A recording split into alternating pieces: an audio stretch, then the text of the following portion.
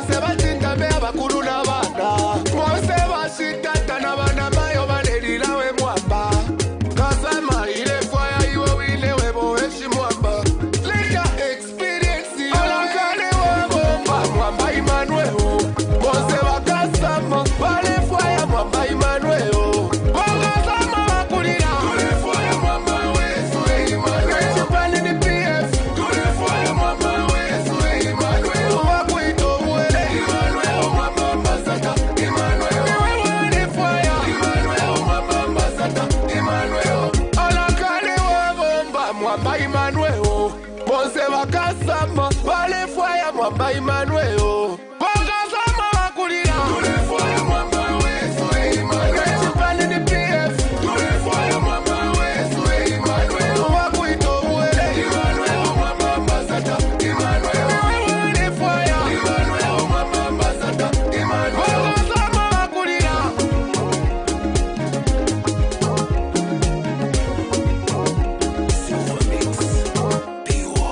tule fire mwamba wesu Emmanuel tule fire mwamba wesu Emmanuel Emmanuel mwamba mbasata Emmanuel Emmanuel mwamba mbasata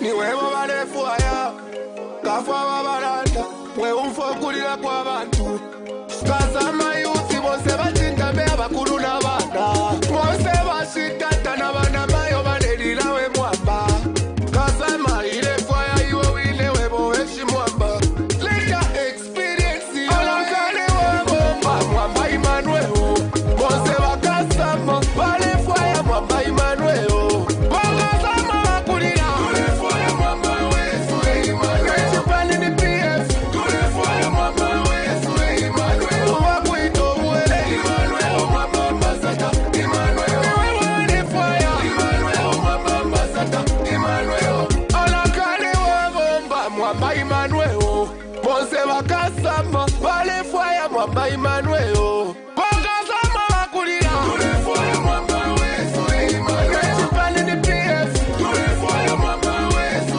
Emmanuel wakuito mwele Emmanuel mwamba mbasata Emmanuel wale fire Emmanuel mwamba mbasata Emmanuel bakasama bakulira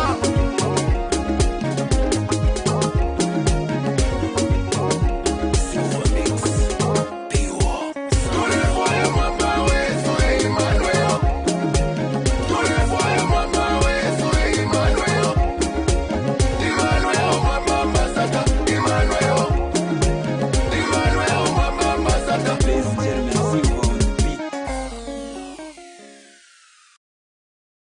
Brief, the Friday edition. Today we are discussing the fight against corruption.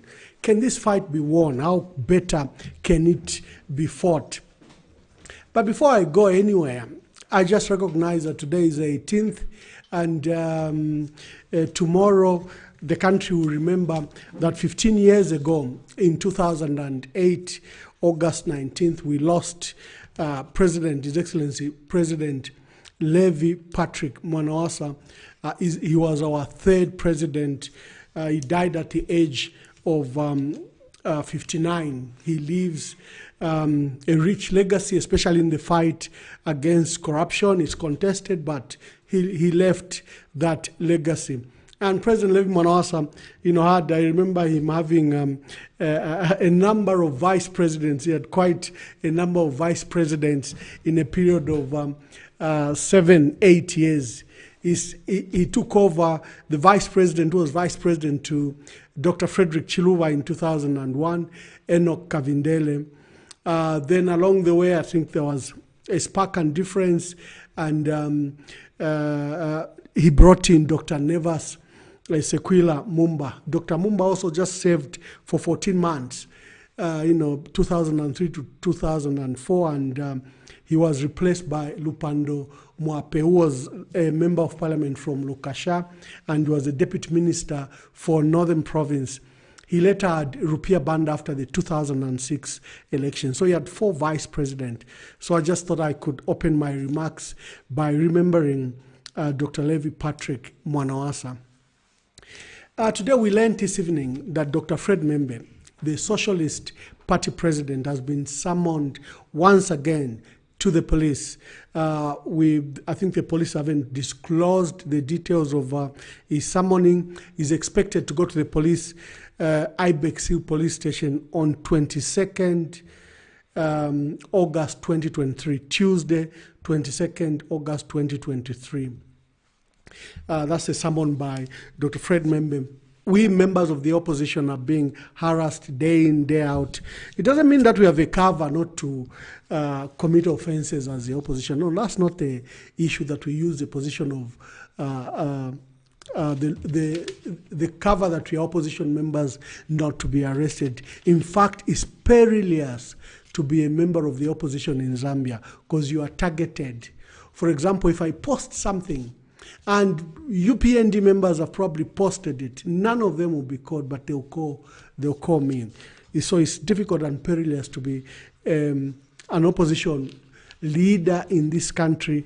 What we do, reaching out to you, engaging you in these civic and public discussions, it's like our nensu tabale fire if we're to landa puefin. They want us to be silent. They want us to be quiet. They don't want us to ask questions. But I think it's very important for our democracy to survive that we need to ask these questions. This afternoon, the nation was gripped by a case of a young man who climbed a mobile telephone tower, the communication tower at Arakan Barracks. The young man was later identified as Moses Chone, who had participated in the recruitment of the army, and he had been selected, but he was not picked. So in frustration, and we are having high-level cases of mental health, suicides, and just a lot of issues around the current conditions. This young man went into this tower and promised to, take his own life.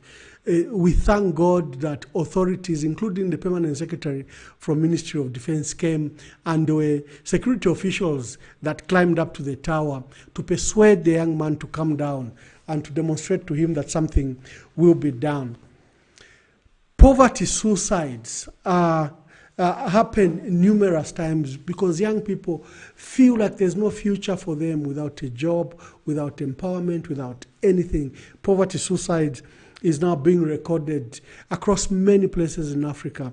So the huge population of unemployment we have for young people is a dividend, but it's also a matter of national security risk. We need to attend to the youth unemployment. We need to attend to the unemployment.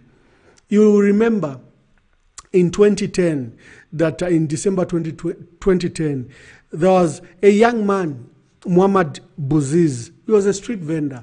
He was stuck in the cycle of life, and he was selling fruits and vegetables, and you put them on a scale.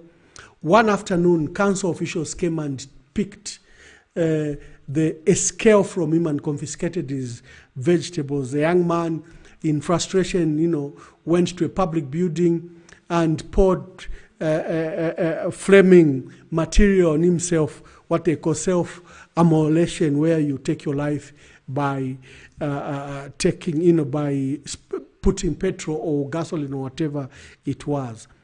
That was an isolated incident of a young man crying for attention, and no one listened. It resulted in what we call the Arab Spring. Many governments fell from, Tunis, Egypt, Iraq. There were various, in fact, others, Algeria, Lebanon, Jordan. There was no one that was not spared.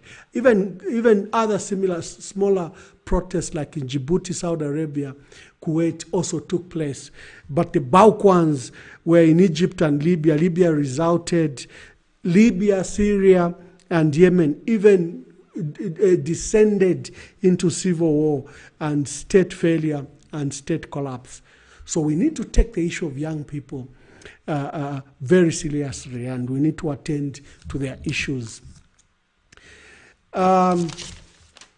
What are we discussing today? The fight against corruption. This today, President Hakainde Hichilema held a press conference to discuss this same matter, the gold scam that occurred at the Kenneth Kaunda International Airport, apron. And I'm glad that the president attended to this matter. There are various, of course, there's two schools of thoughts. Others think that the president must have stayed away. He shouldn't comment on active investigations. He shouldn't sway acting investigations. Others think that it's important that he came to speak to these issues and give confidence to law enforcement agencies that they should pursue whoever is involved in these matters. The summary of what the president said was that he said, I think he was talking about cover-up. You can't commit crimes while fighting corruption. You cannot fight crimes by committing more crimes. I think I liked that because it shows that he will not tolerate cover-up. He said crime doesn't pay. He also questioned the very questions I've been asking. Who allowed illegal activities at the airport? Who allowed people wearing these yellow jackets, reflective jackets? Who allowed them? These are civilians wearing this so that they could have access to the airport. Who allowed just the activities that took place at the airport? So I was glad that the president repeated the issues. This matter is so serious. Just in the last 4 days, the Minister of Mines, Honorable Paul Kabuswe, was the one that came. Remember, all of us have canned him for those careless remarks. He reduced this gold scam to just zinc, copper, and nickel and tried to trivialize the matter. Like it was just a scam from the street. Zambians should not worry about it. But immediately there was a reprimand from his fellow ministers, Honorable Chushika Sanda and Honorable Jackie Mwimbu. Now, the Minister of Home Affairs was in Angola, and it was uncharacteristic for him to reprimand his colleague and to tell all of us to shut up. When you are out of the country, there's usually an acting minister. You do not comment about matters that are happening outside jurisdiction when you are outside jurisdiction, because you are not privy to the familiar details. And when you are out, the president will usually appoint an acting minister. But I liked what Jack Mwimbu said, because he shut up his colleague, Honorable Paul Kabuswe, and re-emphasized that the only comments the country should attend to are those that will be issued by law enforcement agencies through the lead organization, the Drug Enforcement Commission. There were credible reports that the jet had left with the cash and with the 9 detained Egyptians. And this brought apprehension to all of us. And so the DEC, a day later, arranged journalists to go to the airport to go and see this plane, because he said that the plane had not left. Earlier, the Minister of Home Affairs, I think that was one of the reasons he came to the media. He dismissed the assertions. He said the firearms, the ammunition, the money, and the 9 suspects were still in Zambia, and the plane had not left the country. That was some good assurance. And then the Director General of DEC then took a group of journalists yesterday to the international airport. I personally was disappointed with our journalists. I think when there are these very serious assignments, it is encouraged, it is standard that you send your most senior journalists to a big event like that. For example, if the president is having a press conference, or in this case, where you have a gold case, which was it was multidimensional. The facets were very complex, from the crimes to the knowledge required to handle such a matter. And it was no wonder that not a single journalist asked the DEC Director General why the plane he was showing them was different from the one that was he had revealed. The Director General of DEC had said that he had seized a Global Express registration T7-WW. The journalists were seeing a Bombardier Global Express T7 WSS. The registration numbers were totally different. Tetinje bati motoka yobe ni BAG ninji kata 1040 mwayasanga ni AAP. It shows that these are two different cars. In this case, none of the journalists raised this alarm, and I'm glad that today we're discussing it on our pages and many people picked it up and questioned which plane DEC had seized, because in their official papers and in the press conference by the Director General, he had mentioned the plane Global Express T7-WW, and what the journalists were shown was a Bombardier Global Express T7-WSS, totally different registration. However, when you look at the flight trackers, it shows that this plane flew from Jordan on Saturday, 12th August. It came into Cairo, arrived at 2009. The following day, it left through Somalia. It came to Addis Ababa, and it landed at Lusaka International Airport at 1814. DC said 19 hours, but the plane and the details show that it was it landed at 1814.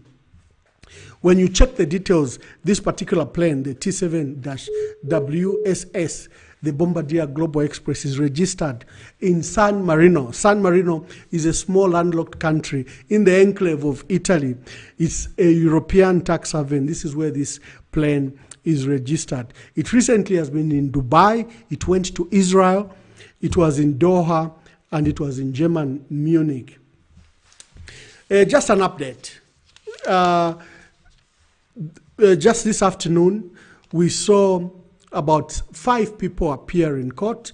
This is Mahogany Air Executive Director, Dr. Jim Belem, the pilot, and Shadrach Kasanda, the man who is at, I think, who's a familiar face to many people. They appeared in court, but their court case couldn't take place because I think the 9 Egyptians whose whereabouts, we don't know where they are locked up, we don't know which police station they are, were unavailable, they were not brought before court.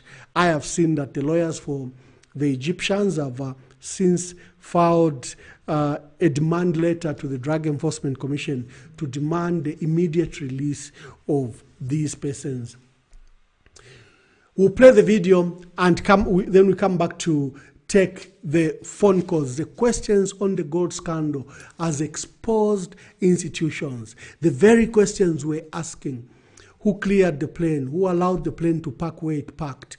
Who allowed these strangers? Who allowed another plane to come and park alongside the foreign plane and these illegal transactions begin to take place? If government wanted to be serious with transparency, the Kenneth Kaunda International Airport has an ultra-modern CCTV. They have a bank of CCTV. That entire airport has got cameras. And you see who's coming in, the registration number of their cars. You can even pick their faces. And anyone going onto the tarmac, anyone coming in from the tarmac to the terminal, you can see them, whether they're at the presidential pavilion or whether they're at the main airport. We have CCTV, and I hope that the CCTV must be properly secured, because they end this entire story of who was involved, who came. Remember, I've been asking that this plane arrived on Sunday. The transaction occurred on Monday. Did the occupants leave the plane? Because I know you're not allowed to sleep on the plane for more than, to stay on the plane for more than 2 hours.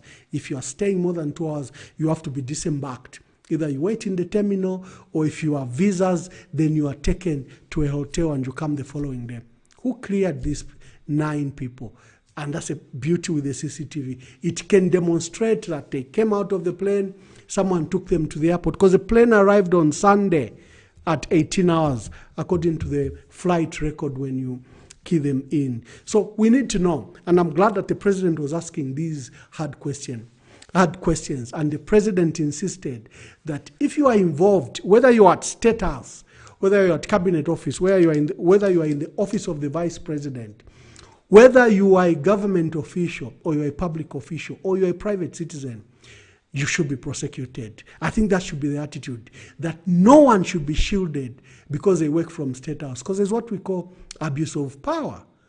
And the law enforcement agencies should be given latitude to pursue the crime wherever it leads them. Because remember the powerful people involved. The other plane is owned by a gentleman who was recently appointed as the Zambia Council of Tourism in Zambia. Is one that owns the Zambia Sky airline, where the young pilot has come from. So this is a powerful individual. Dr. Belemu. He's not your ordinary young man. He's a renowned businessman in this country, and he has run Mahogany Air for a long time. So you have powerful individuals involved in this. And the role of all of us is to question who facilitated this huge multi-million-dollar crime that occurred at the Kenneth Kaunda International Airport. So, colleagues, this case exposes the weakness of institutions and this fight against corruption. And the words that were used by the president today, we don't want them to be rhetoric. We want them actioned. We want the president to mean what he says. If anyone from State House is involved, he should be picked up. If anyone from Vice President's office or from Cabinet office or from airport or any government official, it doesn't matter how powerful they are, if they were involved in this crime, they should be picked up. So that's how the fight against corruption must be fought. Let's take these few videos. At the end of it, we take the calls and let's participate in the conversation.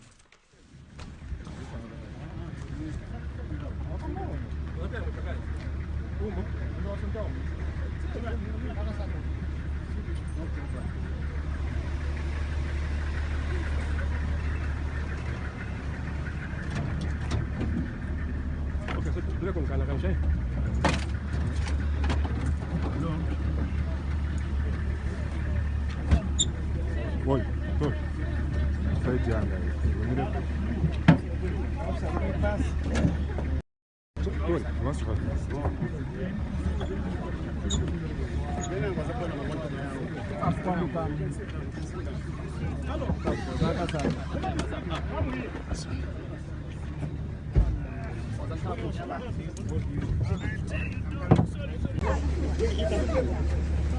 Come on, David.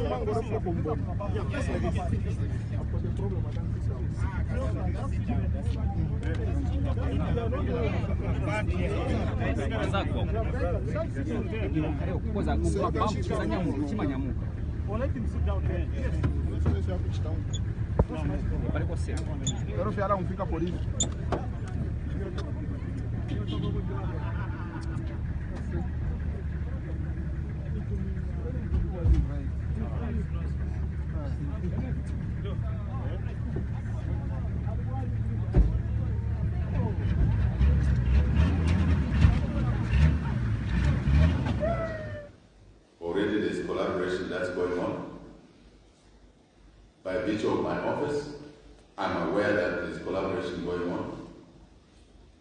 Those that bolted from the airport, those that ran away, we have invoked already. Institutions have invoked the global network of law enforcement. I've been out for a few days,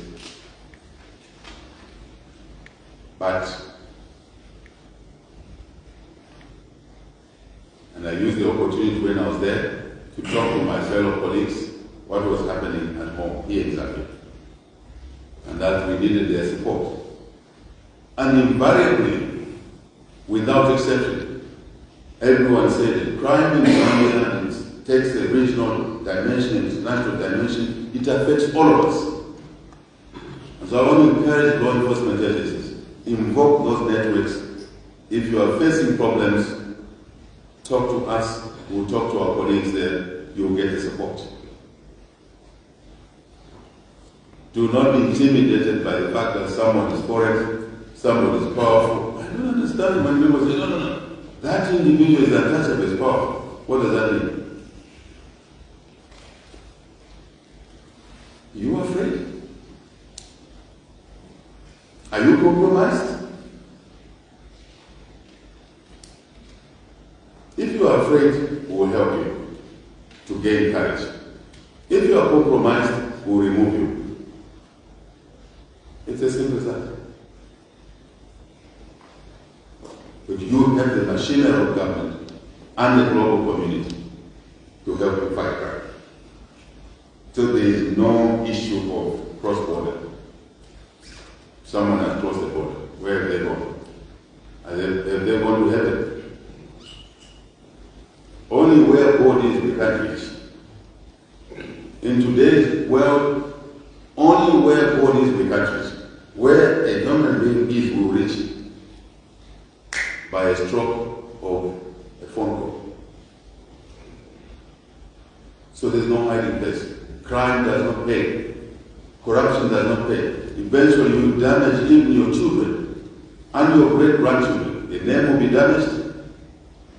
No one will trust them to do business with them. They carry a label on their foreheads, on their backs. This one is a child of the corrupt or lawbreaker. This one is a child of a drug dealer. You've encumbered your children even before you give them a chance to be somebody in society. Why should the Zambian government, in this case, trust foreigners to manage our board at the expense of Zambia? I ask this question. Why should the Zambian government, the PF government, trust foreigners to manage our gold reserves, mining, and sales? Because a small number of people in PF have an interest using foreigners. Our eyes are open. Our ears are open. There's no wax in the ears of Zambians anymore. Maybe before there was, not anymore. Amatwi tuleufa. Amenso tulemona.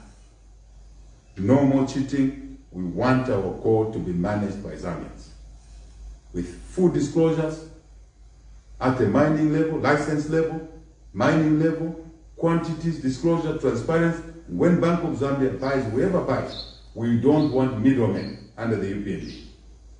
Licenses will go to Zambians, support Zambians with finances and technology, mining methods, safe methods, provide common facilities such as the washers, separators, and then we should be able to have full accountability for our gold. And whatever goes to Bank of Zambia or sold anywhere, it will be known under the UPND. There will be full transparency. But focus will be to allow the minerals to benefit Zambians, not to benefit foreigners. And through foreigners, that's where the PF officials, government officials in PF get the benefits. I'd like to invite you to participate by calling 0773 People are calling me on my personal number. 0773 783 785 and 0773 841 872. WhatsApp 0773 783 785 and 0773 841 872. You must have seen there's I don't know if you shot the video for Honorable Malanji's helicopter arriving. Okay, the calls are in. Let's you need to come and reduce the volume on this.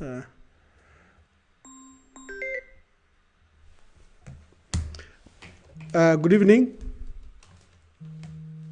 Sorry, let me just quickly set up.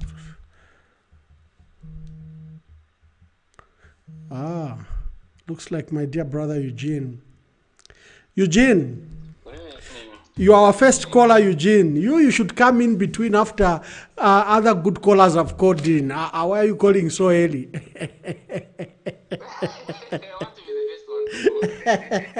Thank you, Eugene. Please, the floor is yours. Yes. Thank you.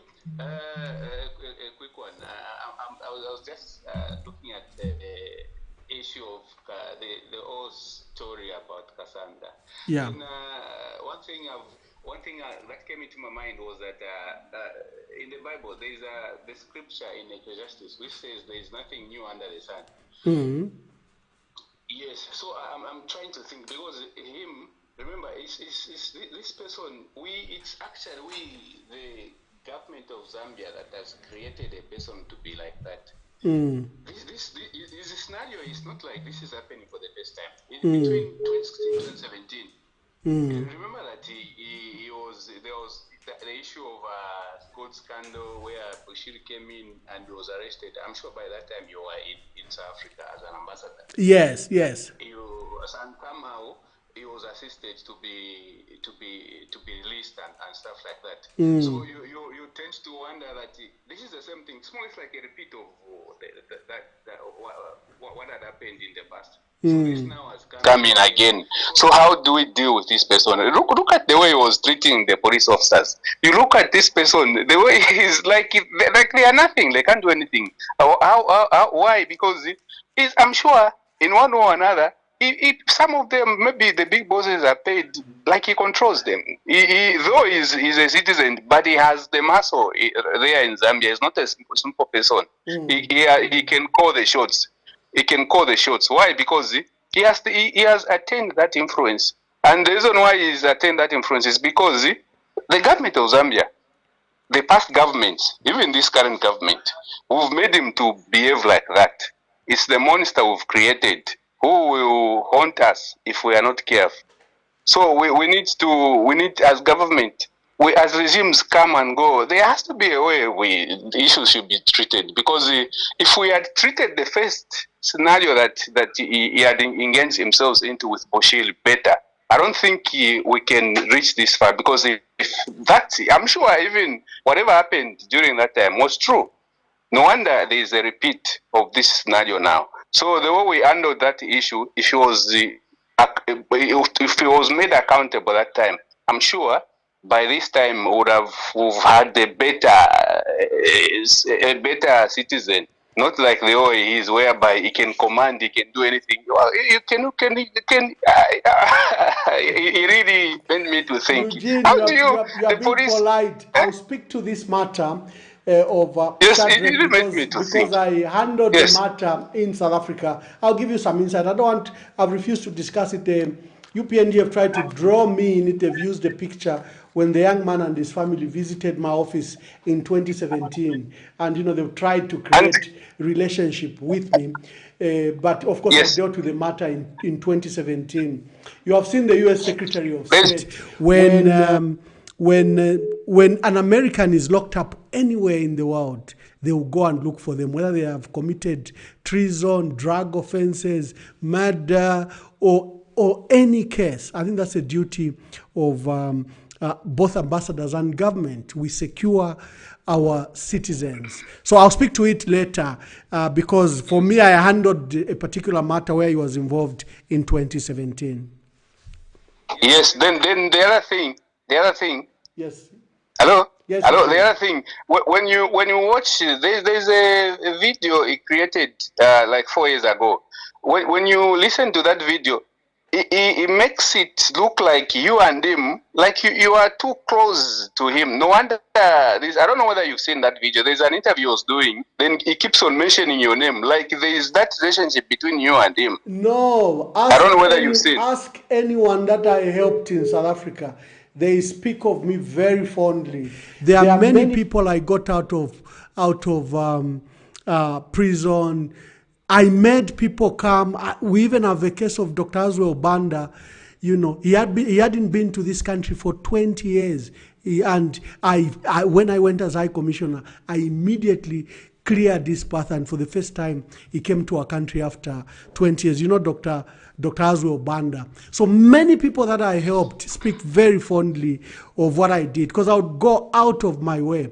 I thought that an ambassador, and I held myself as an ambassador, you have to help your citizens when they are in distress. So it's just not Cassandra. It were accident victims, those that were sick in hospitals, those that were victims of crime. I was always there. Of course, people will pick one case, but if you go to my page during that period, there was always some life I was literally saving. Then in conclusion, hello? Yes, Eugene. Hello? Yes, in conclusion, there's I don't know, I didn't like the way, like it, they pick the Zambians, they take them to court, but our lawyers, these government lawyers, don't they know the procedure? How do you take the 4 Zambians, then the other ones are not taken to court? How does it? Special treatment. We don't even know if they are in the police, if they are even in police custody. No one is above the law. No one is above the law. And personally, I was going to ask that question on this program. So, but do they do that deliberate or what? Katwishi, that's why you and I should ask these questions. Mubabikile Kwisa, are you treating them like the Zambians as well? Why have you separated them? We saw Dr. Belem. Dr. Jim Belem is not your ordinary man. He's a well-renowned businessman in this country.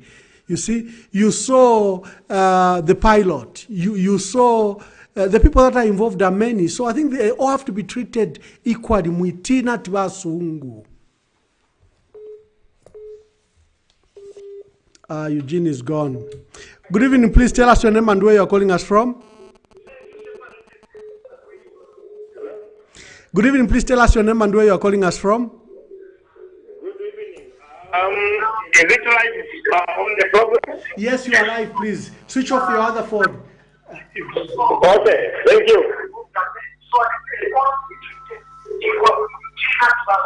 Kindly speak. We have so many people that wish to participate. Thank you. I'm calling you with Lusaka. This is Brother Charlie. Brother who? Brother Charlie. Brother Charlie. Brother Charlie. Sitari. SITALI. Okay, my brother, make your contributions. Thank you so much. I think it's good to discuss such issue so that is updating. But my worry to Brother Mwamba, I think the past few days, I think you have been talking a lot where we have failed even to follow what is correct on your page. You know? So I think it's better, like, most especially senior people like you, my brother Mwamba, because you are seeking the high post, you know? Who knows? My brother, you know, hello? Discuss your idea, don't discuss me. For me, no. I pick a matter, I research on it, and I post. You might not be happy with the facts I present. We are here to help one another. I'm not in a populist contest where I should write what you expect. What you see on my page is highly researched.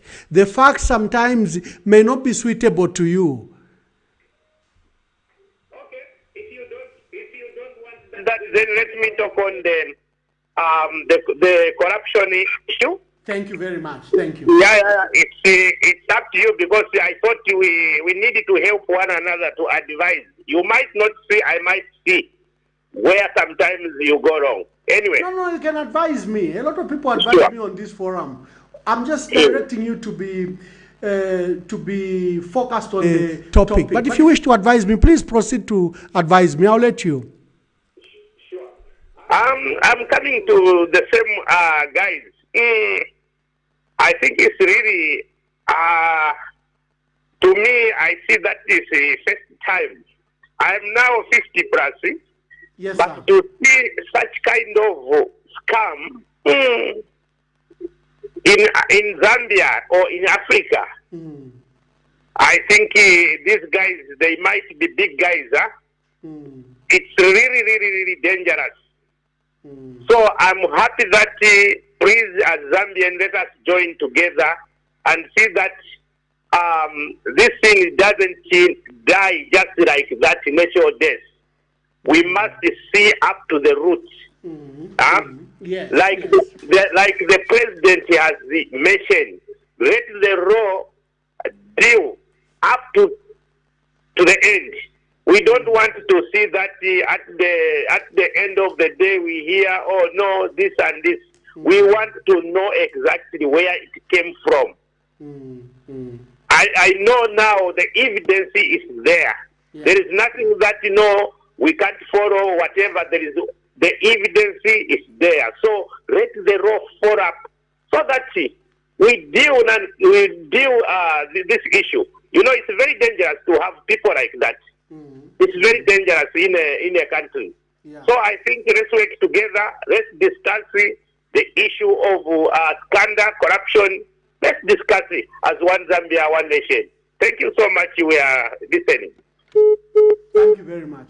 When I was asking these questions on my page, and the UPND were ridiculing me. They wanted to reduce, I think, with all the narrative that this is just a street scam. We don't have to worry about it. But who facilitated this entire crime? For me, that was my concern. Because I like discussing institutions and institutional capacity. Good evening. Please tell us your name and where you are calling us from. This is Sandra Spiri from Lusaka. Yes, Mr. Piri, make your contribution, sir. This country belongs to each and every one of us, huh? Yes. So I think what I've seen, the problem that you people in the PF are facing is, last time I called you, we had a very good discussion, you and me, and we agreed to call each other. Following day I called you, never picked. But me, I'm an installed member of the Patriotic Front, and I'll give you a new number. Yeah, that doesn't matter. Even if I don't talk to you, I don't talk to anyone in the PF. But let me tell you, the bottom line is that what is on the ground is that you people are still raising the power over. But now we are in the opposition, like I told you last time. You need even someone in the grassroots, even an ant on the grass, on the ground. You need it as PF for now. But if you people are going to continue with this trajectory, you try to build issues where there are no issues. This goat scandal is going to pass. We've seen a lot of issues, even when we were in PF. We saw those Mukula issues, land issues, 427. All those are catastrophes. As long as you're in power, even this goat scandal you're talking about, if it is involving the people that are in power now, it will blast off. So the thing is that we should concentrate on building our party. There's no another opposition that can remove UPND apart from PF. But you people in the forefront. Basandras. Mwali umfati tulofo kwata rally kumuchinga kuzingalume a mass public rally. Police cannot permit and then to abasuminishe is a constitutional right. So the party is trying very hard. Should I give you a challenge? Should I give you a challenge? Yes. Should I challenge you online? Yeah, so the party is trying very hard. They will have that rally. No, Ambassador. Let me challenge you, Ambassador. I challenge you, including the entire Central Committee, to call for a Nile constituents and find out if the structures on the ground, he is in touch with them. On the ground, in Nile constituents, we are on our own, fighting for ourselves, for the party. And we know that one day, we're going to have a leader of our own. But what I'm trying to build across is that you, our leaders there, should be in contact with us on the ground. I can at least assure you, UPND doesn't have any numbers on the ground. The youth and everyone that supported UPND are disappointed with the leadership. So we are the only strongest party. But if you people are going to have that power move up to now, you just want to be yourselves up there, then you are going to put to demise the Patriotic Front. Okay, thank you very much, Sandra. And for us, people like me, who fought with Michael Sata from 2008, 2007, 2008 up to 2011, we formed government.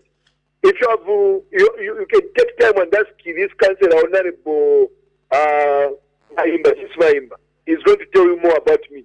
Me, I'm one of those endorsed members that fought for PM in 2011. I know you. Let's get in touch. Let's get in touch. I know you. Let's just wrap up these gods, whatever. Let's just forget about these things and build our party. They are not going to add any value to our party. And we are the only people that can survive with this dictatorship that we are facing now. Even you, when you come to the couch and arrest you, my heart bleeds. We are not going to talk about issues that are in court because it will be contempt. But even you, Ambassador Mwamba, I support you with the last drop of my blood because I know and we will do best.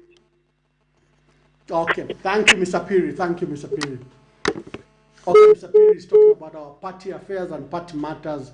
For our members that are watching this, I would like to assure you that I think the leadership has grappled with these matters. They are rolling out public activities, and the first one is the one that will occur at Muchinga grounds in Zingalume area. They've invited provincial structures also to organize mass rallies, and they've told branches and constituencies to begin organizing. But however, that's a matter for another day. Today we are discussing the fight against corruption. Good evening, please tell us your name and where you are calling us from. Hello, good evening, please tell us your name and where you are calling us from. Oh, your phone is breaking, my brother. Can you hear me now? No, yeah, now I can hear you. Okay, my name is Seth. I'm calling from within Uganda. Yes, sir. Make your contribution, sir. Okay, so very quickly, I'll start with where this issue started from. Yeah. So if you followed the press briefing, and from the little PR I've learned, it was very clear that the DIC boss hinted to us that when they got the contraband that they recognized as good, they took it, they called in the Ministry of Mines for further testing. Just there I knew that, okay, we are going to be given a different story. After that, I even told my colleague, this will change. It changed. The Minister of Mines from nowhere also had the press briefing telling us that no, it wasn't actually gold, it was something else. Anyway, there was that media. But fast forward, today the president addresses the media.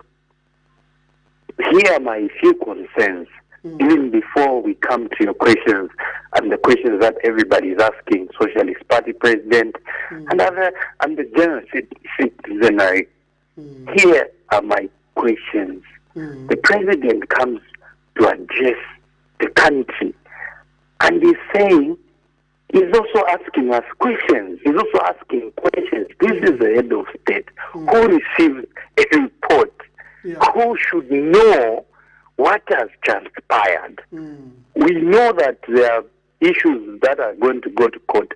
Obviously, we don't expect him to delve in everything. But at least he needs to assure us that he knows what has transpired. Names have been given to him. We are expected that people by now should have been fired or suspended or something like that. Because Ambassador, we should not cheat ourselves. Yes. No airplane can land at that airport without government knowing. Without it being cleared by government. Yeah. So there are structures in government. Somebody should be answerable, and by this time, heads should have rolled. Suspensions people should have been suspended at least, if not fired, at least suspended pave way for investigations. Yeah. That's what we needed to hear the head of state give us today. But it came to us, first of all, with questions. Secondly, he came to us to also, do the usual things that he does, lecture us about where we are coming from and where, we know where we are coming from, and we know why we put him there. You see, and of worry to me, and I'm sure to a lot of Zambians, is that the president is surrounded by a lot of advisors, people that are supposed to give him advice. Even when it comes to to speak to the press, to the nation through the press, it has to be well thought through. A speech written for him properly, so that he can, if he needs to go through to read through it, or to there has to be something. There has to be some formal, well planned, well organized, well thought through communication to the general public. My brother, there are so many calls. Allow your brothers to participate. We've got your point. All right. Institutions Okay. Thank you. should work. Someone should pay for the failures, and agree, and that everyone who was involved in this, from State House to up to Zambia National Airport, must be brought to book. There should be no sacred cows. This is not about Kasanda. People want to reduce it to a Kasanda affair. No. Yeah, it's far bigger than that. Yeah. Okay, thank you. Good evening. Please tell us your name and where you are calling us from. I'm calling you from Kalumbira, Mwanchi, my name. Okay, Munshi from Kalumbira. Make your contribution, sir. I would say it's not really a contribution. I think my concern is, why did they decide only to take about 3 to 4 people to court today? But when Beck was making a briefing, they had announced to the public that there were about 9 foreigners and 3 Zambians, and then the number came to 4 Zambians and 9 foreigners. But why did they decide only to take the Zambians to court today? I think the way justice must run is everyone must be charged and everyone must appear for mention at the same time. And everyone must be treated equally. Equally, Ambassador Mwamba. What we are seeing today is unfair. Yeah. Why should they only think about the 4 Zambians and not the rest? Yeah. Thank you so much, Ambassador. Thank you very much. All right. Good evening, Professor Neman. Good evening, Mr. Mwamba. Good evening, sir. I'm Mr. Eric. I'm phoning from Ngombe. Yes, Mr. Eric from Ngombe. You have given a very clear view of what has happened, and we are in support in what you are doing. At least you are providing checks and balances. Yes, but you see, I wanted to find out something on the issue regarding the airplane itself. Yes. I'm sure you are a person to get that information. It's like, for example, I wanted to find out when the plane landed. Yes. Did the president have the information at hand? Because I'm sure at the airport there is aviation security, and there is, I'm sure it should be a skeleton crew of maybe deck and maybe the army and OP and all this security wings.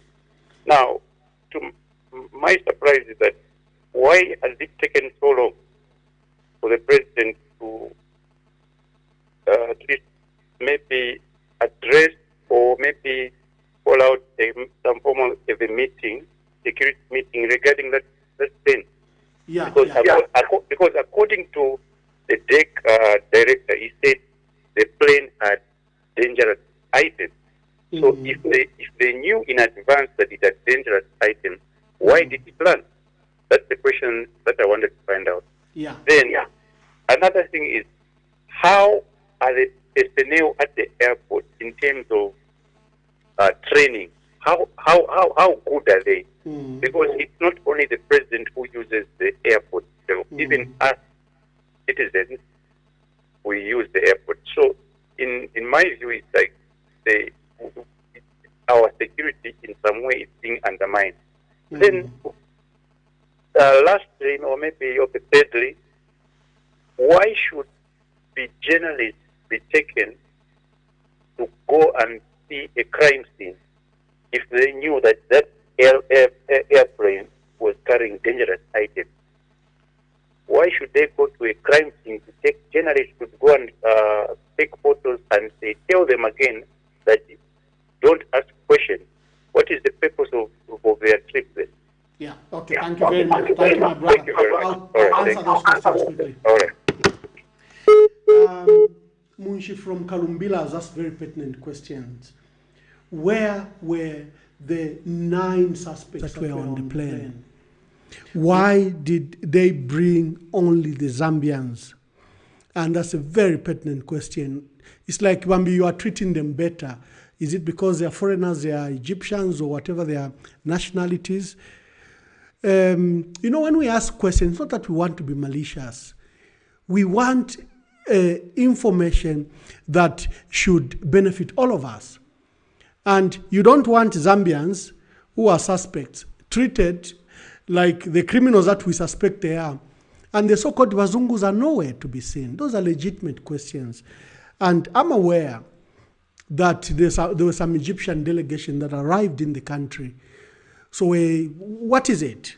Information is power. In the absence of information, rumors reign. That's why we ask these questions, so that the state can then provide the answers. Good evening. Please tell us your name and where you are calling us from. My name is Esa from Yes, yes, sir. Yeah, good evening, Ambassador. My brother, good evening. Okay, thank you.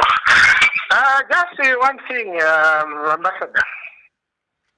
Hello? Yes, we can hear you. Yes, that's one thing. Our government, I think they have a challenge in terms of communication, their communication system.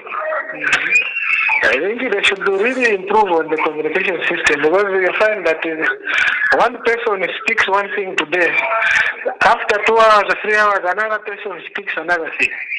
So as a result, they are creating confusion in the country, and you don't know now what to pick from what they are saying. I think from the time the UPND government came into power, there has been that confusion in terms of communication. So I think the advice to them is that, I don't know, they should have a proper communication system. Yes, then there are these UPND members, some of them, I think I was watching, is it the Aka the other time, where he was scandalizing you to say that he had given false information, I think over the questions that he had asked. Now today, the president has asked similar questions. Has repeated my questions. And we actually repeated your questions. So why does it now put Aka? I think it puts him in an awkward position. No, I think we need to be fair. It's not about PF. You just praise. It's not about PF, it's not about UPND.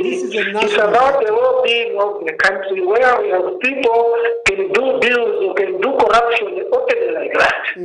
So this issue which has happened in our country is about Zambia. It's not about any political nation. So our colleagues in UPND, I think they need to calm down.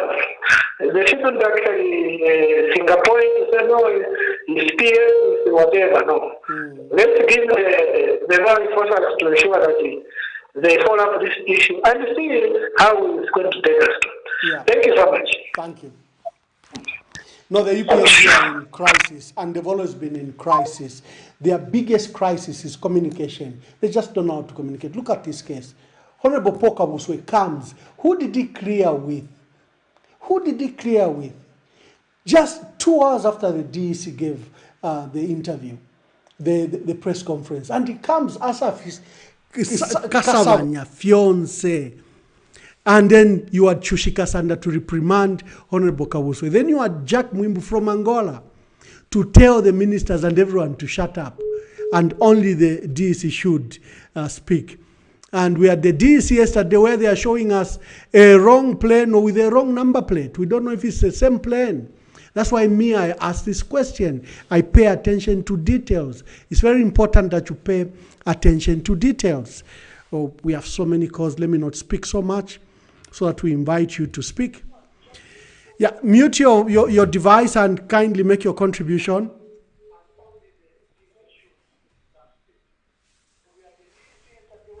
Mute your device, kindly mute your device. You are live.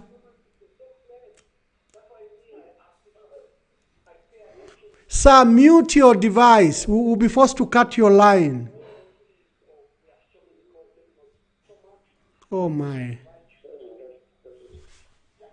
Sorry. I think we are not communicating properly. So the UPND have a communication crisis, and you see it when you have a crisis. They just can't communicate. Everyone wants to speak, from the party, from government, from State House. There is no line, and they confuse themselves with the kind of communication they make and make a huge crisis. Good evening. Please tell us your name and where you are calling us from. This is George calling you from Solwezi. Yes, Mr. George from Solwezi. Make your contribution, my brother. Thank you, Ambassador. Well done. I think we are able to hear more on these sagas on your platform. And my contribution this evening, Ambassador, I just wanted to find out one thing on the same God saga, because the Minister of Mines issued a statement to say that wasn't God, and it was zinc, copper, and other minerals. And the DEC also issued a statement different from what the minister said. So could this be a way of trying to throw away people's attention to get the fact about this ordeal? And again, we hear stories saying that the foreigners were released and they have gone, and the other planes have also left. Is it true? Because we have no facts because of different statements issued on the same matter. So it's a bit of a challenge to understand what really transpired. And what we are seeing is that only Zambians are being ferried to court without other suspects. So could it be that the other suspects are treated the other way, and Zambians also are the most affected one? So thank you so much. Thank you very much. Thank you very much. You've asked pertinent questions, George from Solwezi. The plane is still there.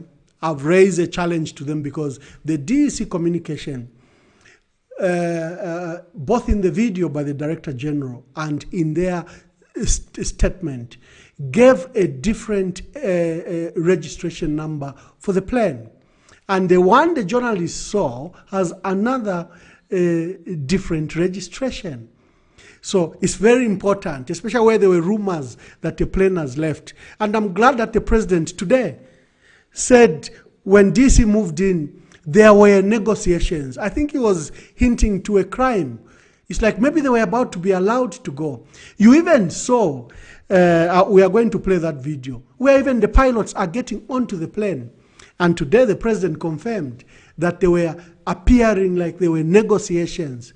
So I think that's why all of us feared that this plane had flown away. But I can assure you, I think I've done a verification. The plane remains at the airport. DEC must apologize for the two number plates that they gave us. They're totally different. Good evening. Please tell us your name and where you're calling us from. How are you? I'm very well, sir. Please tell us your name and where you're calling us from. My name is Andrew. I'm calling you from within Lusaka. Andrew, make your contributions. All right. Thank you very much for keeping us informed, and keep up the good work. I follow you. I follow what you do. I follow what you say. I've followed you for so many years. Well, thank you very much. I really those people who call you all sorts of names, who come to your platform without fact, and trying to challenge do things the way they want you to do things. But it's good that you stood firm and you have continued giving information. Yeah. They spoke about you parading with the Kasanda family in South Africa. There are so many people that was on that war. Yeah. So many of them. And I'm one of them. Oh, please tell your story. Because know, my office was so open to so many people. Tell your story, just for purposes of our listeners and viewers. Yeah. When the government introduced the issue of, standardized taxes and the issue of, not talking directly to customs officers and things like that, I am one of those who brought this issue to you, and the difficulties that we were going through at the introduction of those changes that were not coming out clearly.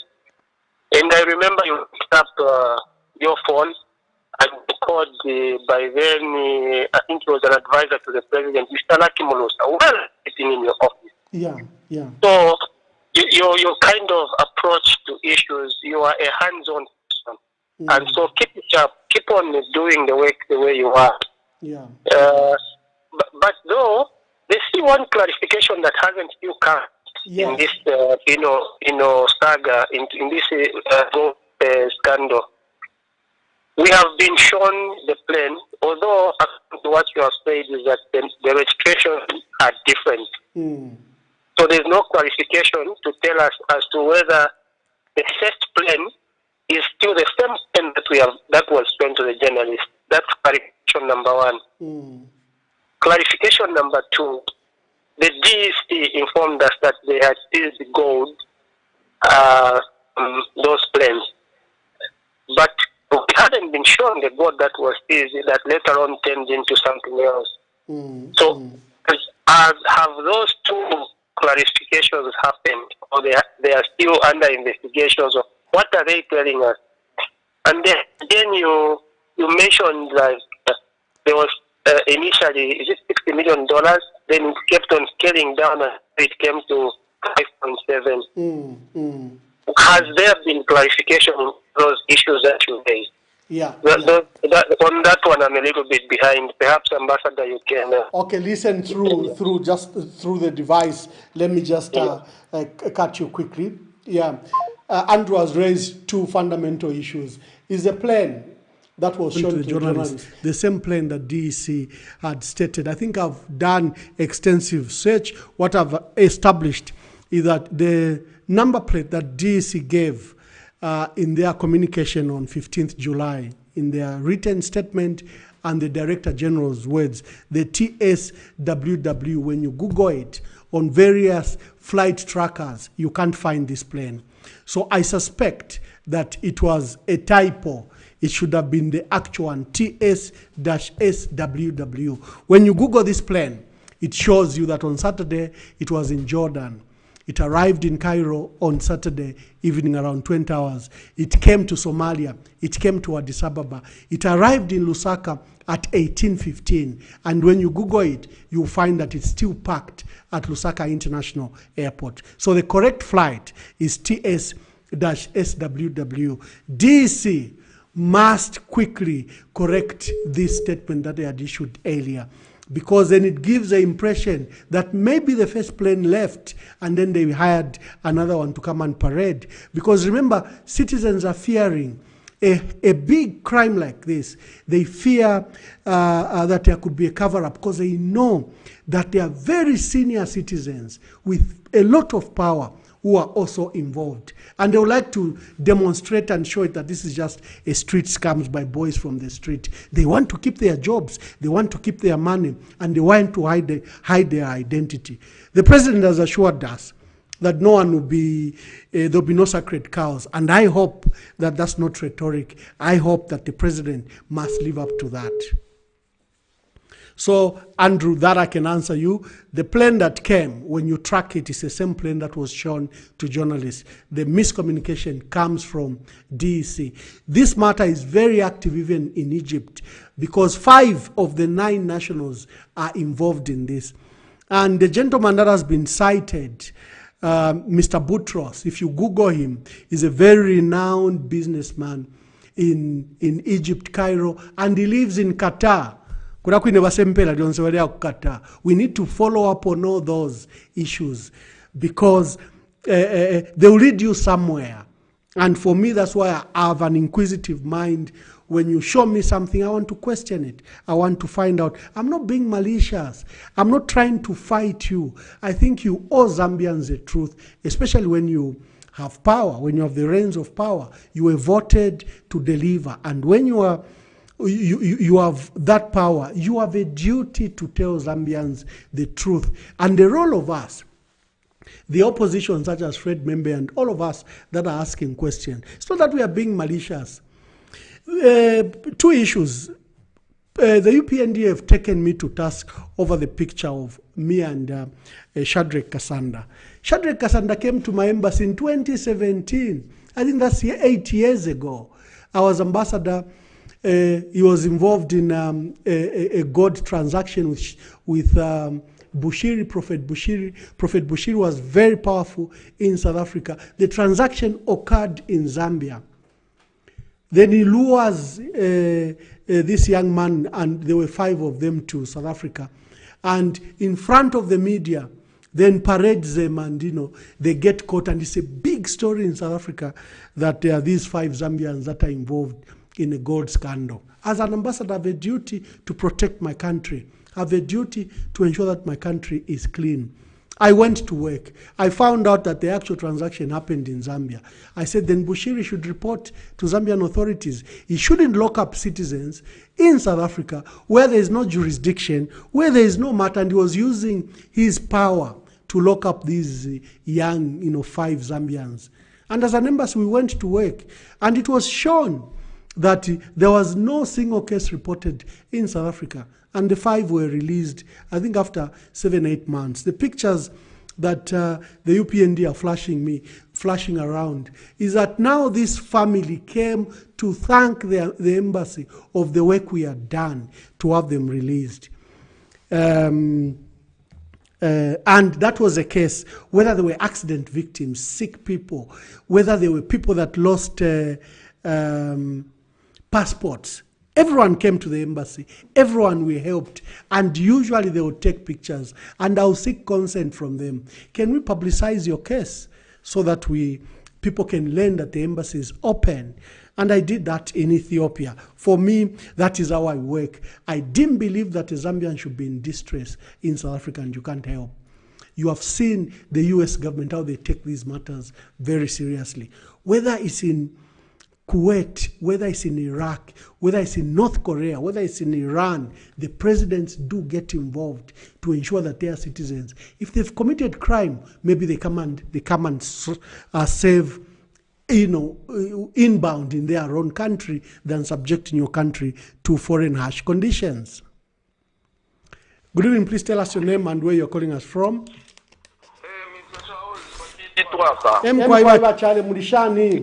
Wino wa mwamba landeni poyama ba mwamba ine twist of fate namu muona fo ba ibikire uyu wino yatikasanda nichi ena aba yali ba powerful wa kuchita authorize indeke ise muno mucharo wine kasanda babikire kuntanshi njari basa powerful wa kuchita nani kane indeke parking kuri ya parking ne VIP in a twist of fate. Uyu ine kasanda balefo akabike kuntanshi kwathi ali baso powerful takwaba mone nofo baye balandeti awe namulondolola bwino napadishe nshine alamashija nevyo twamwene ba membe bare mbere lero twamfati wo barebeta iyo ni intimidation yo bena bafika bayasika amaquestion omulextaraise ba opposition mamone onza abantu bayipusha authorize that yankani kwisa muno mutaro Mutiana nkani ya Zambia. Inani usually the Kasanda. Authorize Jones. But not actually can send the Gambia because I've challenged government, I've challenged the state that we are saying that the plane parked at the VVIP lounge, where now the local plane, the following day, the plane arrived on Sunday, then the following day, this transaction took place.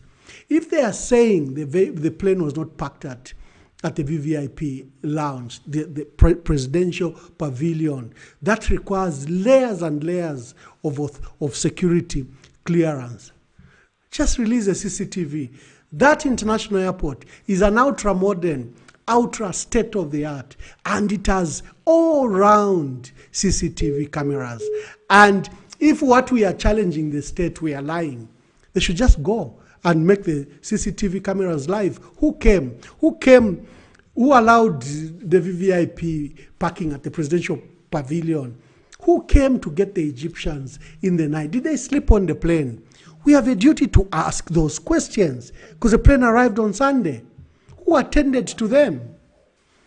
Good evening. Please tell us your name and where you are calling us from. It's me, Eric from Ngombe. Yes, Eric. Now, you cut. Kindly make your contributions. Yes, my contribution on the part where you're saying it is a helping part.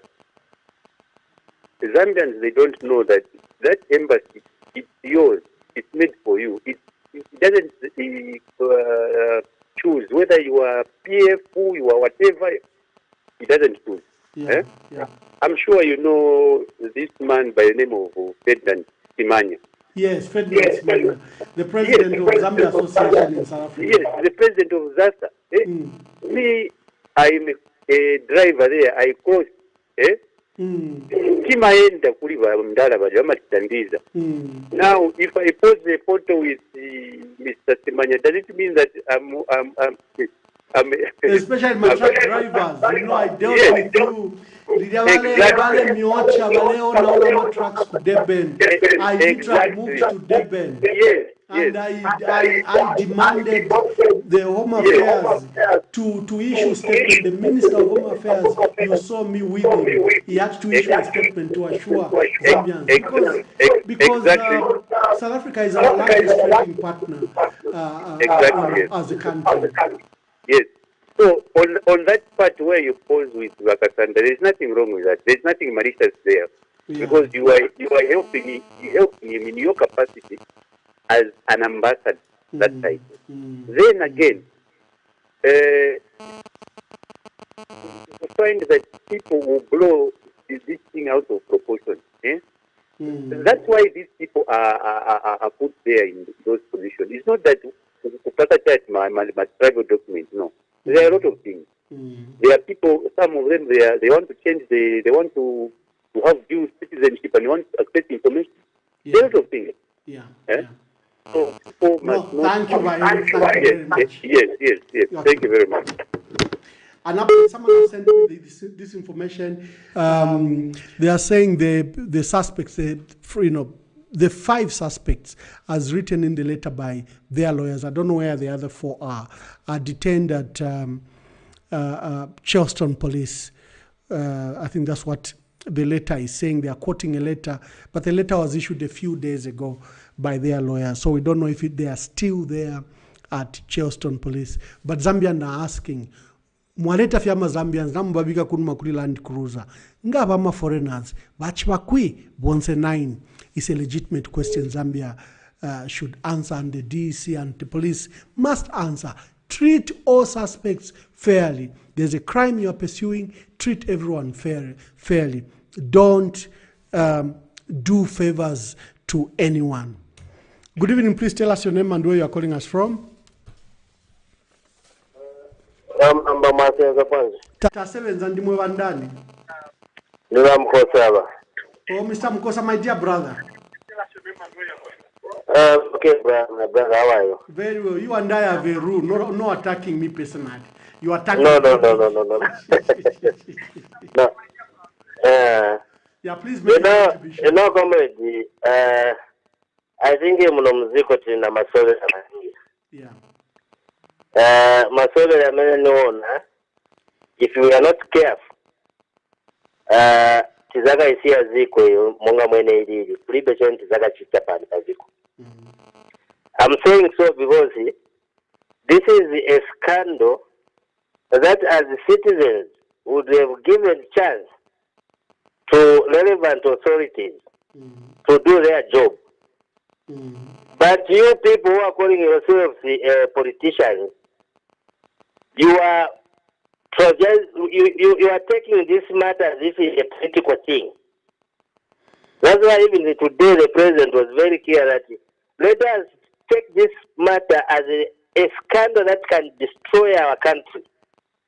A scandal that needs to be handled in a manner that we see to it that we reach to the conclusion. But the way you are doing things, more especially you people in the opposition, it leaves much to, it leaves a lot of questions. Why don't you want to give a chance to the relevant authority to work? Why do you always want to bring in things that will make things, Mr. Mkosa, can I just ask one question? Ask me. How did President Hakainde Hichilema deal with the scandals that were occurring in the PF? In what? How did President Hakainde Hichilema in opposition deal with the scandals give me an example. Occurring? Give me one example. Yeah. Give me one example. Give me one example. One scandal that you. Yeah, first when there was every time there was a scandal, President Hakainde Hichilema would have a press conference. Would like which scandal? Tell me which scandal. Tell me which scandal. He even went to the SEC to report one case. You remember? Which case? I think that was a Mukula case where he went and had a press conference outside the SEC. It's a role of the opposition. I don't think it, comrade. We have a duty to ask those questions. Mr. Mwamba, let us be factual here. Let us be factual. Even the people that are supporting what you, the opposition, you are doing, they are doing a disservice to this country. Why don't we, these institutions, these investigation wings,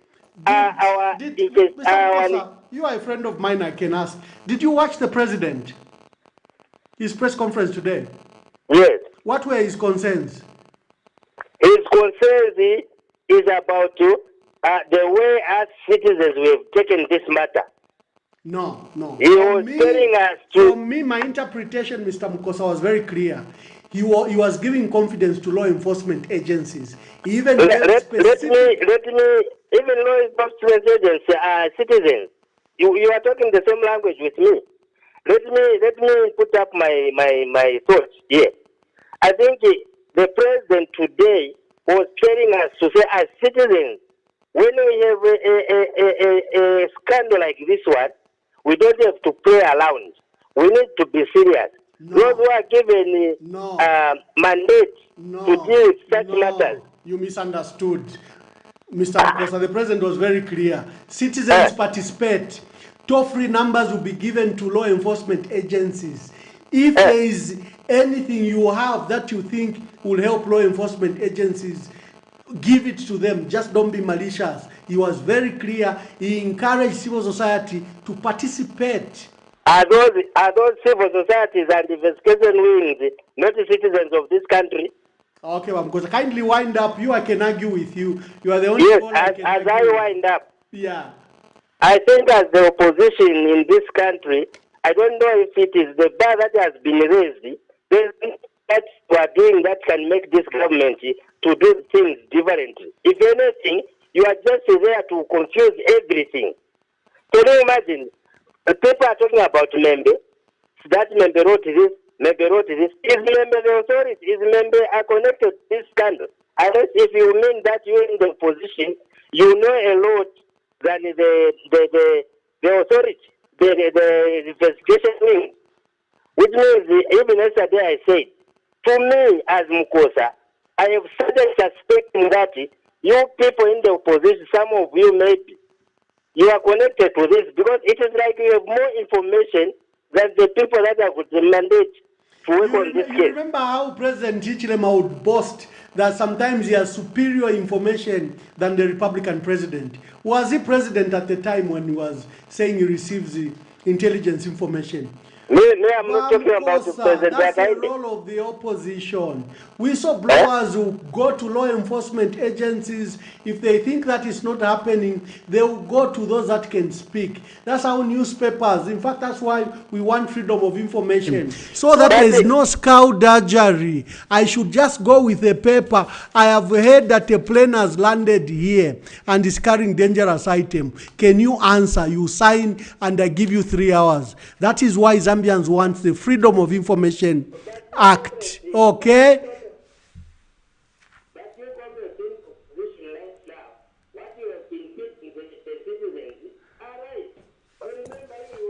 That the plane was released. It is not the case. The president said there were negotiations for me to validate. We had the video of even the pilot parking and going in. And when people alerted us that the plane is about to leave, we had to warn you, we had to let you. Maybe even our action to tell you that the plane is about to leave helped that plane stay. That's a role of the opposition.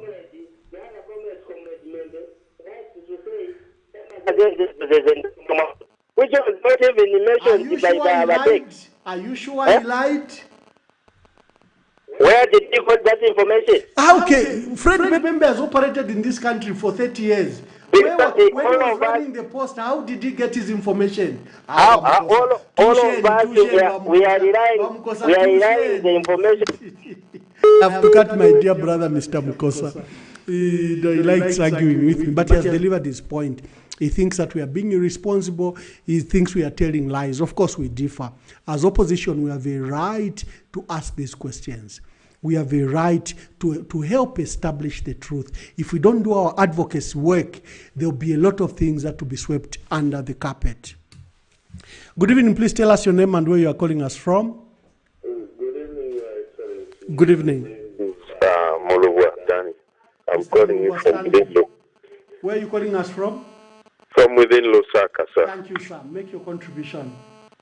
Well, concerning this Goldgate scandal and issues, I don't know whether you are in a position to comment. I read something online that the lawyer for the other gentleman has put up some demands and is making a claim that the Zambian authorities, the money they've declared is less than what they seem they know was on that aircraft. Could you shed some light on that? But also, just commenting on the issue, I think the authorities need to make a clever move when they are doing investigations. When they receive an issue, I think the best that they would do, so that us, the public, would have confidence in them, is they should carry journalists with them, so that the time they go into the aircraft, for instance, in this issue, the journalists are there reporting live. We see how much money is coming out. We don't have to be suspicious of who has carried what. The moment they do that, they will take away all these suspicions. But I think, I can speculate now, the only reason that the these law enforcement agencies don't want to do that is because there must be some bad eggs within them and they commit crimes when they are doing those kind of things. That is what comes to my mind. The only reason they don't want to carry these journalists with cameras when they go to do these investigations is not because it's dangerous, no. Because in war, it's dangerous. Journalists are there. They show us what is happening in Ukraine. What is so special about just going to KKI and show us they are going into this plane, this is what we have found, rather than take them 3 days after the incident. That brings out a suspicion. And the area our government accepts that they need to carry along the journalists, whom you call, I think you call them the fourth estate, the better for everybody else, for them and for us. Yeah. I think that would be my contribution, sir. Thank you. Thank you very much. Mr. Mulu has asked a very fundamental question. I think this goes to the lack of faith in law enforcement agencies, where citizens suspect that maybe politicians, maybe the law enforcement agencies themselves will cover up the crime that has occurred. And I'm glad that today the president made it very clear. He said, don't commit crimes when pursuing crimes. Meaning don't cover up, because that's a fresh crime. And if you steal money from the recovery money, that's a fresh crime. So while pursuing crime, you now have stolen the money. You've committed a second crime. Mr. Mulwa has also asked me about the letters that has come from the lawyers.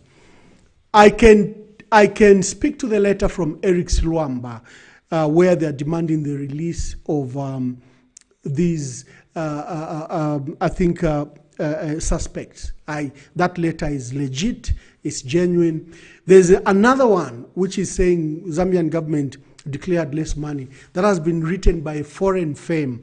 I didn't have time to Google and establish if that foreign firm is what it is. So I didn't even put it on my page because I haven't verified, but I saw the letter earlier. And as soon as I verify it, I'll put it on my page. But at the moment, the foreign letter remains unverified to me. But the letter from Eric Swamba is verified, and I've read the content. Good evening. Please tell us your name and where you are calling us from. I'm very well, my brother. Make your contributions. Your name, sir? I'm calling from Copperbelt. My name is Saadi. Mr. Saadi from Copperbelt.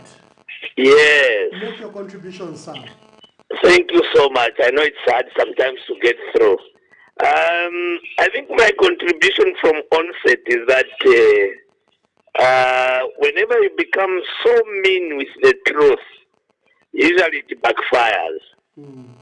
I want to start from this angle. If you look at gold on the market today, it's costing $61 per gram.